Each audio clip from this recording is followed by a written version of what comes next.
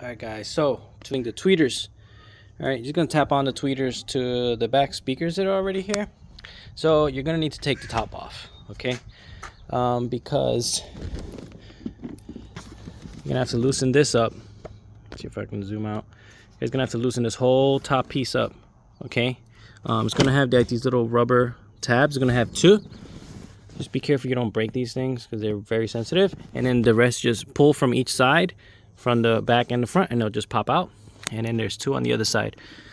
So what I'm gonna do is I'm gonna use some Skar thin mounts, some tweeters. It does come with those two pieces that you can put on, but since I want these to really be like in the middle of the headrest or where the chair is, there is that little foam piece, and I'll show you guys once I install it. So I'm just gonna take this backing off, make sure it's flush, right? And then hot glue this all the way around so it'll stay, and then press it on there when I make the hole, so that way you have even distribution. I didn't want it on one side or the other to the headrest, because then you really only hear it really through one side of the ear more than the other. But yeah, so when I pull that down, I'll install it, and then we'll tap into the back speakers. All right, so we took that piece off. Like I said, these are the rings. So I kind of measured like this line is right in the middle of the headrest. So I'm gonna start from the back here, and then once I puncture the hole through, then I'll drill from the other side. But yeah, that'll kind of give you a little bit of elevation, because this is like elevated, so this tweeter should be nice and sunk in. But yeah, we're gonna start off with that and just make little adjustments if we have to. All right guys, so here is where we're at. I used a 2-inch hole saw. Made the holes, but then I had to just sand a little bit around it just for them to actually fall in. But they're in here. I'll probably put some hot glue, then I'll put the tweeter through, kind of show you what it'll look like. Just give you a rough idea. So it'll be like this, looking super nice, super flush. But I'll show you guys what it looks like once it's in, and I'm gonna give you an idea of what it looks like from the back. Right, so I use a hole saw from the back first, and then this will be flush like that, and then just run the wires to each speaker. Hey guys, so as you can see, I went ahead and put the tweeters in.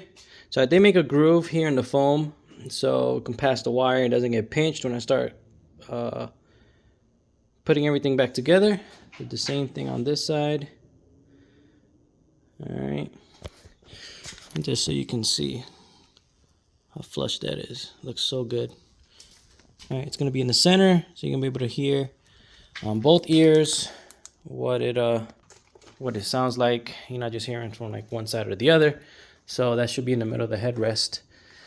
But I'm gonna go ahead, while that's drying off, pull these panels off and run the crossover. All right, get that ready. So when I do plug everything in, it'll just be plug in the end and ready to rock. So this, if I'm not mistaken, should be to the tweeter, and this should be from the speaker. I gotta see if there's enough space in there. If not, I'll cut some more area on the foam and then just put this in there. All right guys, so to get this panel off, right, which is this piece here, you're gonna just have to apply some pressure, right? But before you do that, you want to take a flathead screwdriver and pop this ring out in the shock that holds up the trunk. But please make sure you put some type of support there. All right, do one side at a time, so this is not starting to put pressure like this or tries to fall down. So this is held up good. They got these things at Harbor Freight. But yeah, once you loosen that up, take that off, disconnect the sensor, and then just loosen up the speaker. And this is the end that will go to the tweeter, and then the other end you'll see that says input. It doesn't have connectors. This will go to the speaker, so that way it'll feed sound.